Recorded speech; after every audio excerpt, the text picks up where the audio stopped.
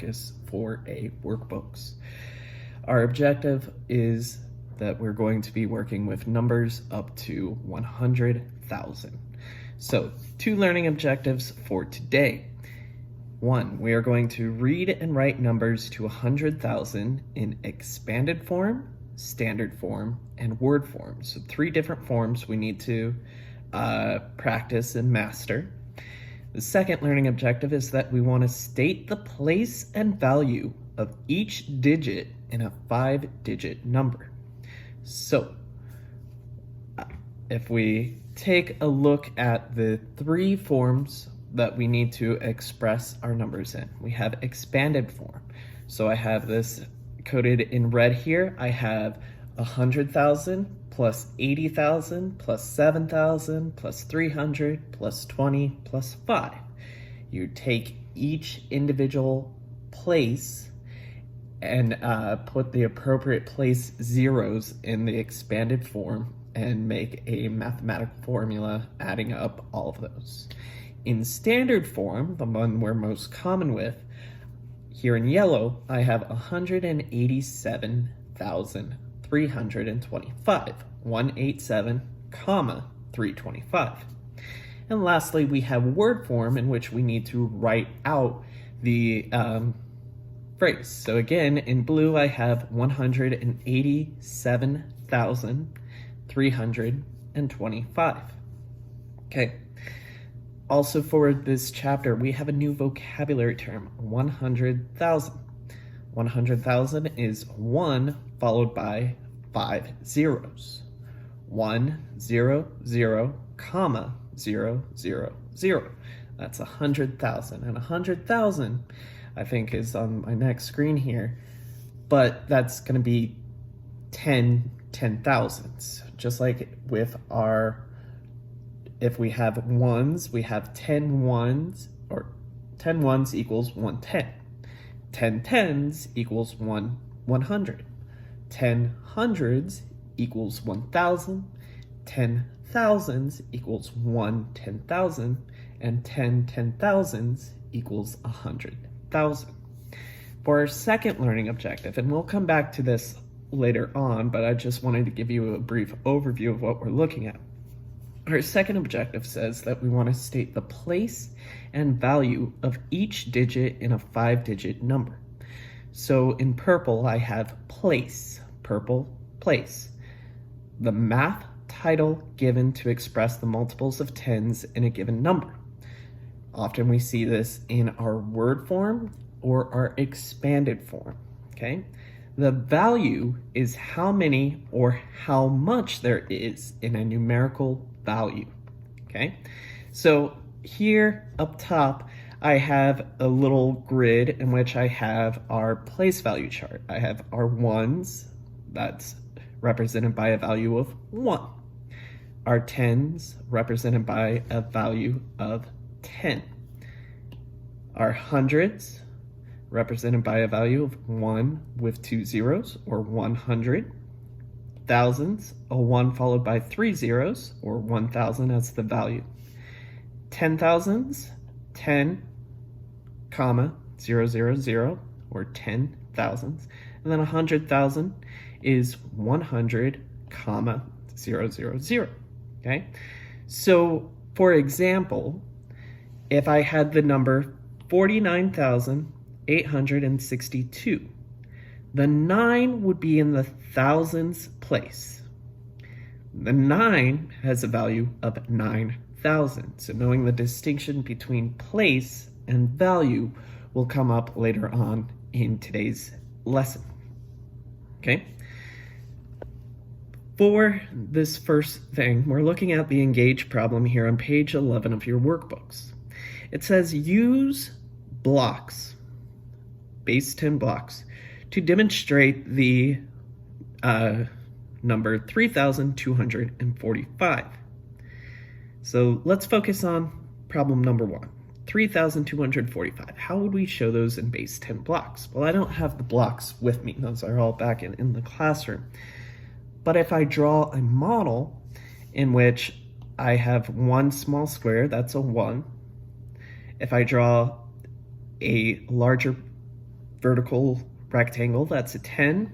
A bigger square that I'll say is 100, and this cube would be 1,000. So if I wanted to draw this out as 3,245, how many of these purple cubes, how many of these yellow squares, blue rectangles, and orange small squares would I need to make 3,245? So whether you're doing this on paper or you happen to have base 10 blocks at your disposal, take a moment now and try to arrange 3,245.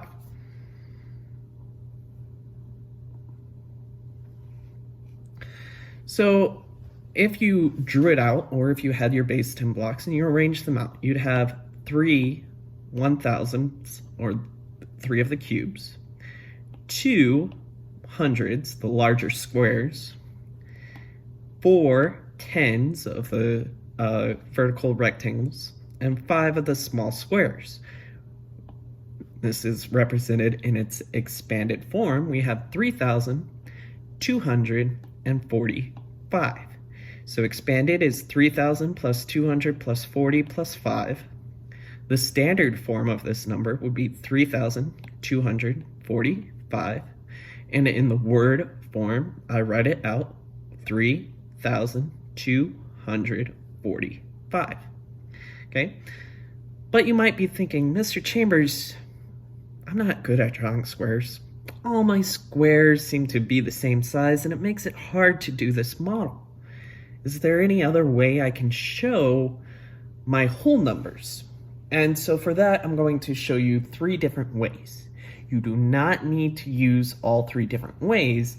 What I'm asking for you to do is to consider these as possibilities for when you are modeling out your numbers. Find the system that works best for you. What's most important to me is that you can show your math in some regards. It does not have to be the same way I show my math, but as long as it is visible that we can see on paper your thinking and thought process here, that will help us a long way as we move further into math this year.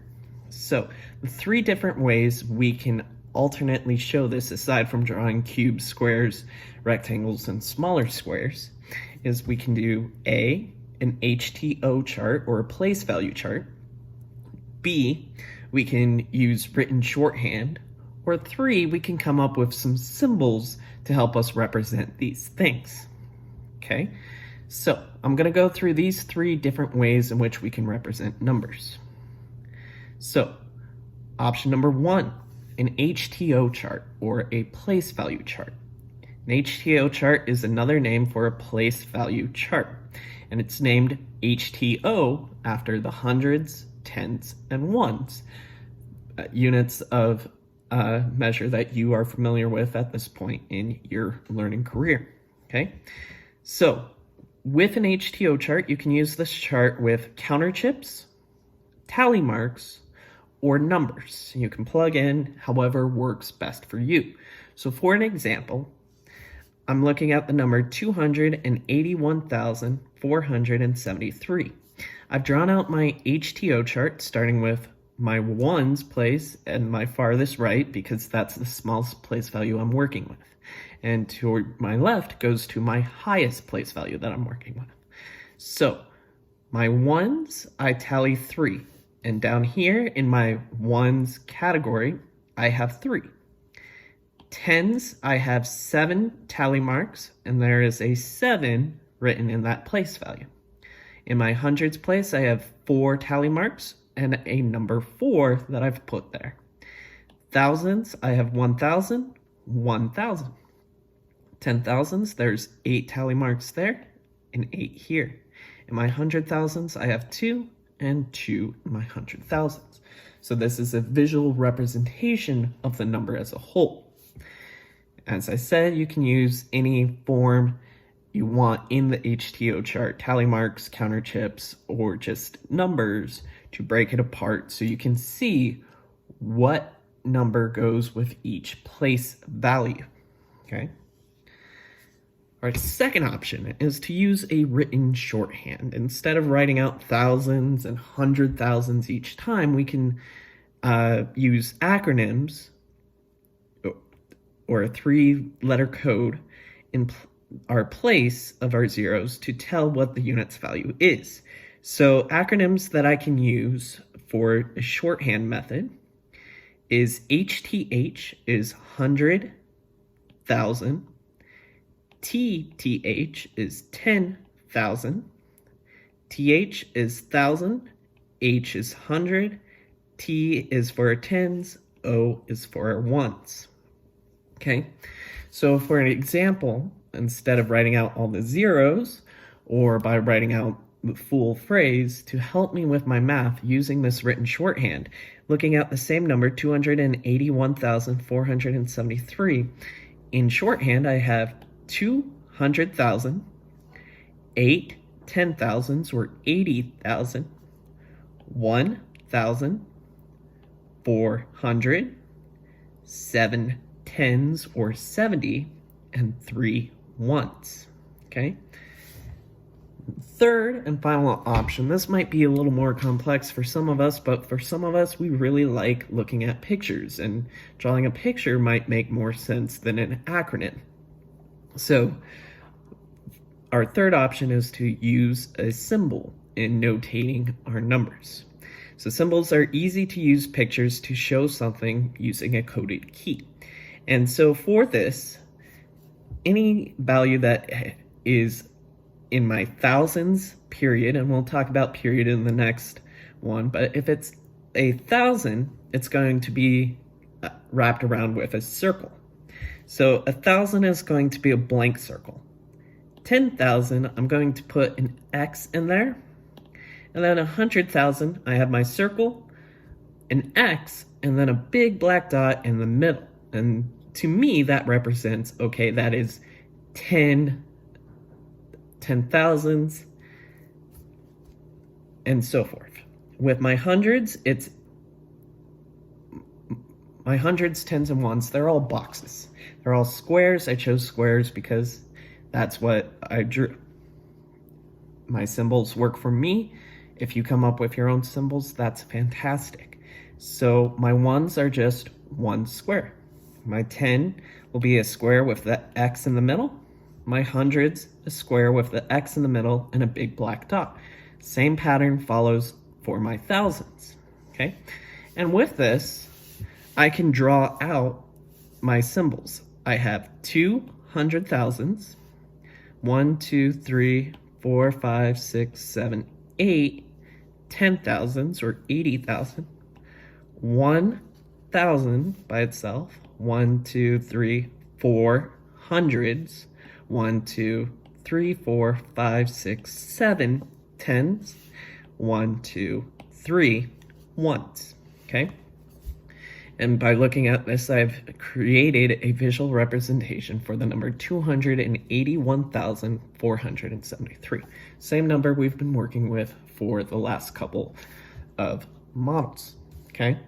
So those are just options to help you show your work. I want to encourage you to find the method that works best for you. You don't have to use everything that I did. If my symbols are confusing, but you can think of another symbols that work for you, as long as you can distinguish what you mean when you say, this is 1,000, this is 100, and so on. So with that being said, that's just a brief overview of how we can represent these numbers. Now we're going to get into our actual lesson. We'll work through a few problems in both regards to our lesson objectives. So, as I've said, there are many ways to show the same thing in math. Use the method that works best for you. Everybody has a different way of learning and conceptualizing the world around them.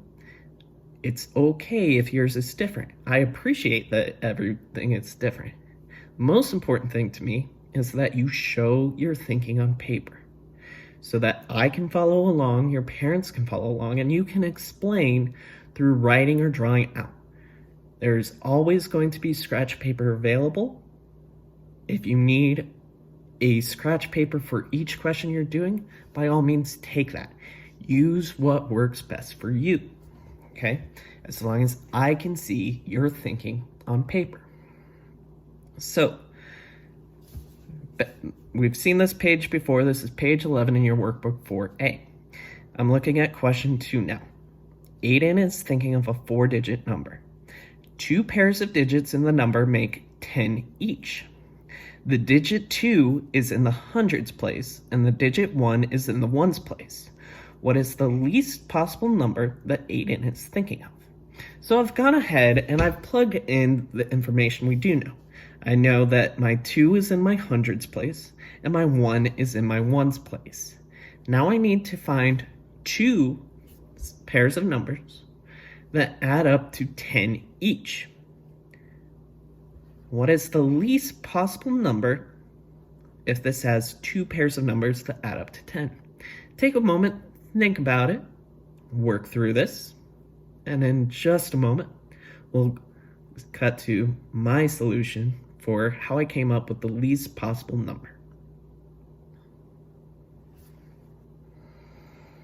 Not too far. So, here's my thinking. Light bulb, I'm thinking. I'm using my brain and I'm reasoning through what this problem is asking. So again, I have my model. I know I have a 4-digit number, so I have thousands, hundreds, tens, and ones. I know my 2 is in my hundreds, my 1 is in my 1. I need 2 pairs that add up to 10. So the 2 numbers I already have, 2 plus 1, that equals 3. Well, that's not 10, and that's not going to get me to where I need to be. So if I think and know that my target goal is a total of 10 or a sum of 10, then I can take the 2 numbers I have. And I know that 10 is equal to 2 plus 8. 2 plus 8 would equal 10.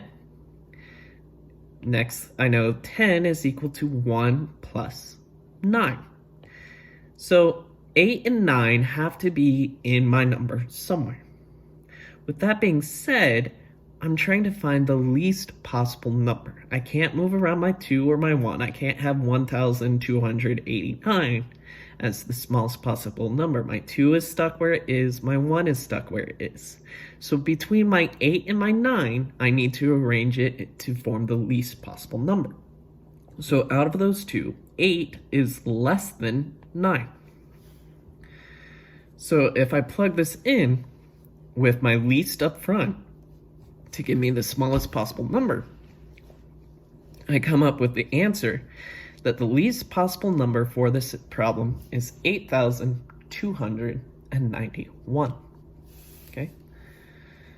All right, so now into our learning phase. We've thought about this, we've explored some different models. Now let's actually get into understanding what all this means. So here in this highlighted section, I have read and write 5-digit numbers. In order to do that, we want to be able to count in thousands. Thousands are 4-digit numbers. And if I talked about this earlier, but if we think our ones, if I have 10 ones, that's 110. So if I count by 1, it's 1, 2, 3, 4, 5, 6, 7, 8, 9, 10. Once I get to 10, yes, I can continue counting by 1s, 11, 12, 13, 14. But I want to skip count by 10s. Think about 10, 20, 30, 40, 50, 60, 70, 80, 90, 100. Once I get to 100, I can still count by 10s, 110, 120, 130. Or I can count by my hundreds. 100, 200, 300, 400, 500, 600, 700, 800, 900, 1,000. Thousands, I can continue counting by my hundreds, my tens, and my ones. I can have 1,001, 1,010, 1,110, 1,111, so forth. Or I can count by thousands. 1,000, 2,000, 3,000, 4,000, 5,000, 6,000, 7,000, 8,000, 9,000, 10,000. So I know how to add up to get to 10,000 and count there relatively quickly without taking several hours to count 1, 2, 3, all the way up to 10,000. By skip counting, I can simplify that. I know that for each place value, I can count up to 10 in that place value. Okay, so with our 10,000s, we can add up to 100,000. 10,000, 20,000, 30,000, 40,000, 50,000, 60,000, 70,000, 80,000, 90,000, 100,000. From my 100,000s, and we'll go over this in the next lesson, we can go 100,000, 200,000, 300,000, so forth. But now that, okay, I've got an understanding of how I'm counting, how I'm adding everything up, let's take a look at these two problems. This is page 12 in your workbook. And yes, on page 12, it is written down for you the standard form and word form for both of these numbers. However, I want us to get into that practice of thinking through it. So I've crossed those out, and we're going to look at this first one. So in this first one, we had some counter chips, and I made it easier for myself. I looked at those counter chips and I'm like, okay, they're arranged in HTO order, or place value order. So I'm just going to draw a line to separate out all these chips. Because I showed you alternate methods, I've also used those alternate methods. Here's my shorthand, and here are my symbols to show the same number. And what I'm going to do is I'm going to look at A. I'm going to write the standard form, the written form, and the expanded form for problem A. So I have 1 10,000, 1, 2, 3, 4, 5 thousands, 3 hundreds, 4 tens, 2 ones. So in its standard form, this is just the numbers with a comma between the hundreds and thousands place. I have 15,342. In word form, try to get this all in here, I have 15,342. Take my time to make sure I am doing my best to spell. If you haven't by this point, you will receive a reference sheet which helps us with the spelling of common numbers, so that we can make sure that we put first things first and know that we are being very clear with our writing, and writing it with particular spelling so that we have the right answer. Okay, in expanded form, now I said this is taking our place values, separating them out, and making a mathematical equation to add these all up. So 15,342 would be 10,000 plus 5,000 plus 300 plus 40 plus 2. This is counting up everything that we see in our HTO chart and adding it up like so. For my second number, number B here, again, I have an HTO, but I don't have any hundreds here. So in my hundreds place, I will have to put a 0. This is not a 4-digit number, it is a 5-digit number. And with this, I'm going to do, again, my standard, written, and expanded form. So I have 4 10,000s, 2 thousands, 8 tens, and 9 ones. So if I write that out in standard form, I have 4 10,000s, 2 thousands, my comma. Now I'm at my hundreds, and I know there wasn't any hundreds, so I have to put a placeholder 0 in my hundred spot. Then my tens, I have 8, and in my ones, I have 9. So my total number is 42,089. If I write that out, 42,089. Okay, and expanded form, last form I need to do, 40,000 plus 2,000 plus 80 plus 9. And so here I am, I'm modeling out the first objective. I'm writing each number I see in 3 forms: the standard, written, and expanded form for each number. Okay? So again, we have this HTO chart, this place value chart, and instead of using counting chips like they did on the past ones, they've put in the numbers. I also modeled my shorthand and my symbols for the same problem. But for this one, we're looking at learning objective number 2, understanding the place and value of each number in a digit. Okay, so the digit 3 is in the 10,000th place. So if I was asked what number is in the 10,000th place, I can say 3. The value of that 3 is that it is 30,000. Okay. The digit 1 is in the thousandths place. The value of that is 1,000. Digit 2 is in the hundreds place. The value is 200. So the place is it hundreds, thousands, 10,000s. The value is if you take the number in that place and add the appropriate zeros, you get how much in total it is. So if I were to say have to buy lunch for myself and I needed $20, well, it would be 2 in the tens place, but it would be a value of 20, okay? And so forth. And for this number down here at the bottom, we have the expanded, standard, and word form. Expanded form is 30,000 plus 1,000 plus 200 plus 90 plus 8. Standard form, 31,298, and word form, 31,298. And what we want to do is we want to be able to interchange between whether we see it in word form, expanded form, or standard form, and be able to interchange between those so that any way that it's presented to us, we can interpret that information, okay? So now we're at a point where I want you to try some work. So this is page 15 in your Math and Focus 4A workbook. On page 15, we have 8 problems here. I've gone ahead and I've highlighted keywords in similar colors to what I've been using throughout the rest of this presentation.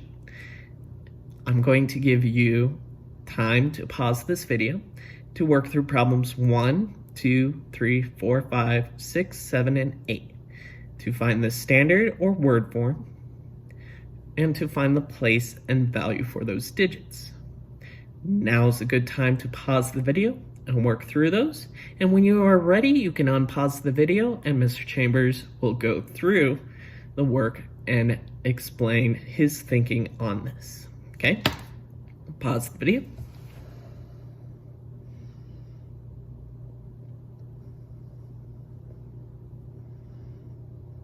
All right, hopefully you paused that video. Hopefully you're taking our lesson plan seriously. Now what we're going to be doing is for each of those, I'm going to model how I would solve these. I have drawn in some shorthand or some symbols to help us kind of think in other ways, but if we don't need those and we can do the math as is, that's perfectly fine for me. So problem number 1, our standard form, I have 21,300, 1, 2, 3, 4, 5, 6, 7, 73, okay? In word form, I'd write this out as 21,373. It's okay if I go off. Plenty of paper to work on. The way I'm presenting on this, I have a limited area to write. If your handwriting's not the best, but you are trying your best on spelling it and to be accurate with your statement, that matters more than getting it all onto the lines, okay? For problems 2 and 3, I'm writing the standard form of these two numbers. So I have the word form given and I need to convert to the standard form. I have 10,732. 10,000, nothing in my thousands place. So I put a placeholder 0 there. 732. Number 3, 80,401. Again, I'm in my 10,000ths place, not my thousandths place. So this will look 80,401. Nothing in my tens place. So placeholder zeros are important. You don't want to shrink a number and forget that you didn't have anything in your tens place, because 100 is not the same as 110. You don't want to confuse those, okay? For problems 4 and 5, the word form of these two problems. So number 4, I have 90,000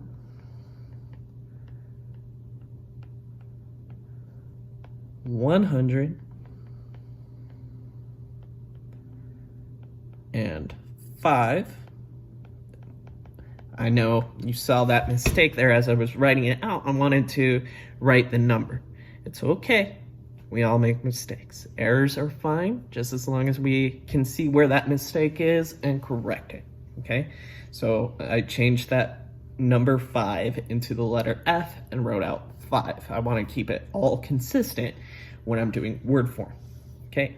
Next up, word form of 86,030. So 86,030. You do not need to write the ands in there for Mr. Chambers. It really helps. It's how I naturally say the numbers, and it gives me a good distinction between where my thousands and my hundreds are. That and is a representation of what you see when you see that comma in a number, okay? So next, for 6, 7, and 8, we need to find either the place or the value, okay? So number 6, in 42,653, the digit blank is in the 10,000ths place. So for that, I go 1, 10, 100, 1,000, 10,000. So my highest place value, and it's looking for the digit, that one single number that is in that place. So for this one, it is 4, is in the 10,000ths place, okay? In 63,971, the value of the digit 6 is. So now I need to find its place, and I'm going to write 6 followed by the appropriate amount of zeros. Well, that 6 happens to be in the 10,000ths place. So its value would be 60,000. Okay. In 70,569, the digit 7 stands for. Now, we haven't seen the word stands for, but I've highlighted it in orange like our value. When we are asked what that number stands for, we're asking what is its value? How much is it worth? So that 7, again, is in my 10,000ths place. So it will have a value, or it will stand for 70,000. Okay, onward. All right, so another set of problems I want you to try on your own. A few quick reminders, then I'll give you a chance to pause the video, work through this, and Mr. Chambers will show you. Okay, a reminder, when you see an equal sign, it means that everything on the left is balanced with everything on the right. So if you have your numbers on your left and you're trying to equal to this, everything on this side needs to equal this. So if I have 15 over here and I have 10 plus something, I need 10 plus 5. And you'll expand upon that exponentially as you get into higher place values. But especially when you're looking at problems 16 through 20, you'll see that you have your large number on your left and you'll have part of your expanded form on your right, and you need to fill in the blank. So just remember you're equaling or balancing out the two sides of that equal sign. Okay, so problems 9 through 20, this is page 16 in your Math and Focus workbook 4A book. Gonna give you time to pause the video. When you're ready, unpause the video, and Mr. Chambers will work through these problems with us. Okay, so pause.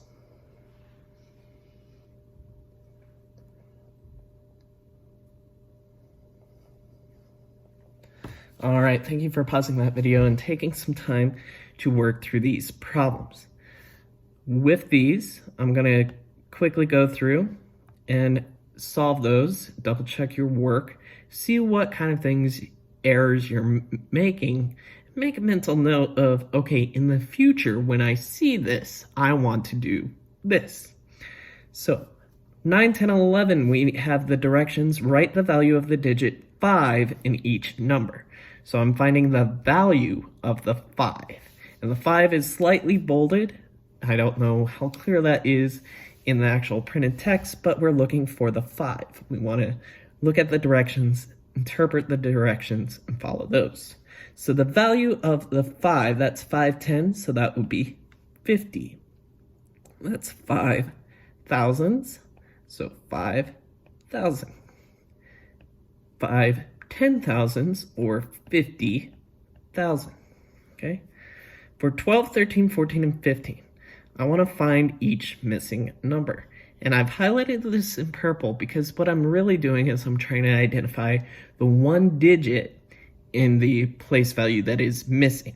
So one digit, not a whole bunch of zeros, because those zeros are represented by the word form of thousands or hundreds, okay? So in 32,508, I have 3 10,000s, 2 thousands, 500s, and 8 ones. For 76,424, I have 7 10,000s, 6 thousands, 4 hundreds, 2 tens, 4 ones. Yes, I know for this, they're showing a kind of hybrid between expanded and word form. That's okay, just as long as we're able to understand where in the three forms they're transitioning and what they're asking from us, okay? Number 14, 65,061. We have 6 10,000s, 5,000s, 6 ones, or 6 tens, I should say, and 1 1. And that asked us to fill in 2 blanks. So reading through the problem and double checking to make sure we have everything where it's supposed to be. Number 15. Here they've reversed the equal sign. Now my number's at the end, so I'm going to go to my number first. I have 18,294. That's 1 10,000, 8 thousands, 2 hundreds, 9 tens, 4 ones. Okay. Lastly, I need to complete the expanded form. This goes back to equaling my left side with my right side, filling in the blanks. And this time I want to give the value of the number, not just the individual digit, but the value. How much is it worth? Okay. So 16, 50,328 is equal to 50,328. Here I have 47,093. That is equal to 40,000 plus 7,000 plus 93. 37,645 is 30,000 plus 7,000 plus my hundreds, which is 600, plus 40 plus my ones. There's 5 ones. 69,801. I have my 800 plus 1, so I need my 60,000 and my 9,000. And lastly, problem number 20, 70,030. Well, those are only 2 numbers I need to identify, my 10,000s place and my tens place. I don't need 0 thousands, 0 hundreds, or 0 ones, just the numbers that have a value. So it's 70,000 plus 30, okay? So hopefully you've double checked. Let me know how you did on this initial problem, okay? I've highlighted down here at the bottom mathematical habit number 2, and throughout our workbook, we'll see quite a few of these mathematical habits, things we want to think about, expand upon to further help our understanding. So number 2 is using mathematical reasoning. How do you find the value of each digit in the number 76,842? Tyler says he multiplies each digit by its place value. Is he correct? Explain. So talk amongst yourselves if you happen to be in the classroom, or think about it. Can you get the value of it by multiplying it by its place value?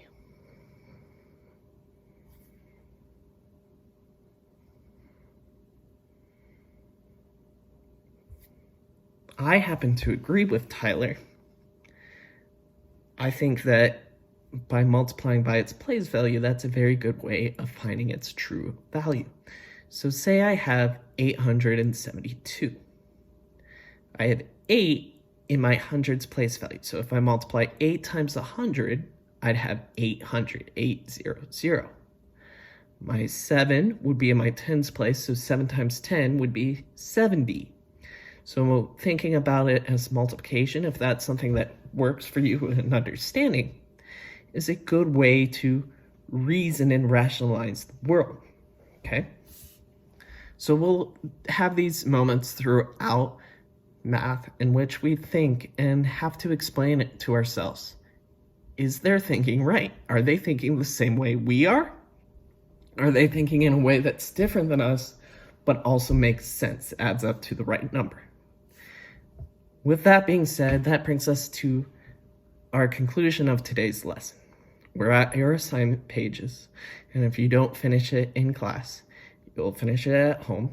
And these are homework pages 17 and 18. So you can tear those out of the book, put your name on them. It should be front and back. If they're not, staple it together. And you're going to do the same kind of thing. You're going to follow the lesson objectives. You're going to be able to A, read and write numbers to 100,000 in expanded, standard, and written form. And you're going to be able to state the place and value of each digit in a 5-digit number. So hopefully you've had practice with this. And so for problems or pages 17 and 18, you're able to work through those. It should not take you a long time. If you have questions, feel free to ask. And thank you for tuning in to this lesson. Last thing we need to do, our objective recap. On a piece of paper, could be at the bottom of page 17 or 18 where you have space. Of the 3 forms we covered today, standard, written, and expanded, which one do you think you personally need more practice with, and why? If you can write that on your assignment page 17 or 18 and just give me an idea, that will help me in class to tell us what we should focus on, whether it's understanding expanded form, standard, or written form. Thank you for tuning in to today's lesson. In the next video, we're going up all the way to 1 million using the same kind of things. So that's an idea of what we're doing next time. But thank you again. Stay awesome. I'll talk to you later.